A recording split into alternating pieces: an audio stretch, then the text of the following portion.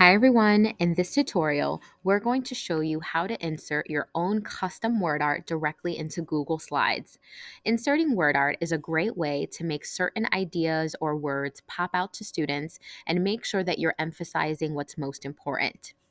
To do this, we're going to start by clicking on the Insert tab and scroll down to where it says Word Art.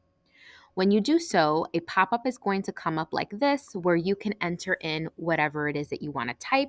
So I'm going to type out the word, and then I also want to type out the word art.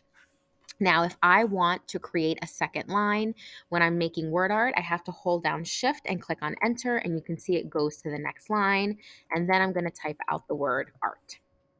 When I finish typing what I am typing, this is essentially what it looks like, and I can resize it or make it smaller by clicking on it, and it almost acts as an image because I can drag it and make it larger or make it smaller. I could turn the direction in the same way that I would do any other image.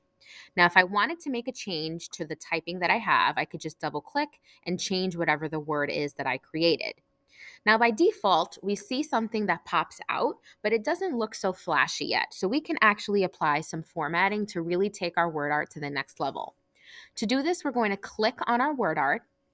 And when you do that, you'll notice that you have an option to fill in the color of the word art. So if I click on the gallon icon, you can see that I can fill it in with a generic color, either creating my own or any that are from this color wheel. Now, if I want to take it to the next level, I could also click on my paint gallon and click on gradient, which is a great way to kind of give your words a lot more dimension. So, for example, we have some of these defaults. You can also create your custom ones and you can add multiple stopping points and create a really cool gradient color. Just for the sake of example, I'm going to choose this one here, and you can see that my word art is already popping.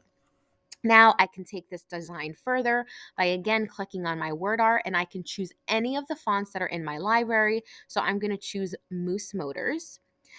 And if I want to add a border to really make my word stand out, I can click on the border icon and maybe give it a darker border. Same way that I add borders to shapes and images, I have those same options with my word art. So I'm going to click on the border, and I could even make the border a little thicker. So we could already see our text really starting to pop. Now, if you really want to take your word art to the next level, you can click on it and click on where you see format options. And on the side panel, you'll see a couple of different ways that we can really make our words pop even more. If I click on drop shadow, which is one of my favorite, you can see that it really adds some additional dimension with this shadow. Usually what I'll do is I'll click whatever I want that shadow color to be. I'll make it so that it's not so transparent, and you can adjust that transparency. You could increase the distance of the shadow, and you could even change the angle for what that drop shadow is.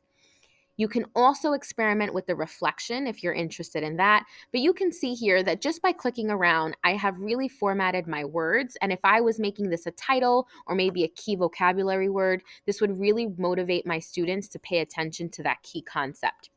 You probably noticed that all of the ways that we formatted our word art today are all the same ways that we format images. So the same way that we can create fill colors, borders, decorative borders, you have all of those same options with word art.